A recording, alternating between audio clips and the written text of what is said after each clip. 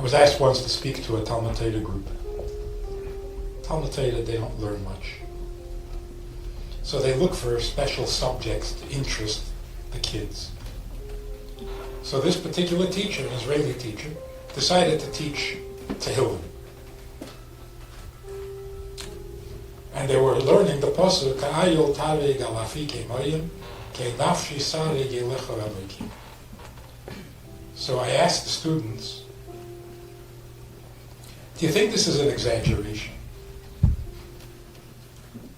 I thirst for elokus, for holiness and godliness, like a deer in a desert thirsts for water. I think maybe it's an exaggeration. They all said yes, it's an exaggeration. I said, do you think David HaMelech is talking only about himself or is talking about everybody? And they said he's just talking about himself. So I asked them, if you were ashamed of what you did something, you're ashamed of it. You wouldn't want me to tell anybody. If you're ashamed of what you said, you don't want anybody to know that you said it. And if you're ashamed of what you think, you certainly don't want anybody to know about it. So how does a person live if he's ashamed of what he does, and he's ashamed of what he says, and he's ashamed of what he thinks? Which is not David HaMelech. That's us. There are things we're ashamed of that we did, there are things we're ashamed of that we said, and there are things we're ashamed of that we thought. How do you live like this? What kind of life is this?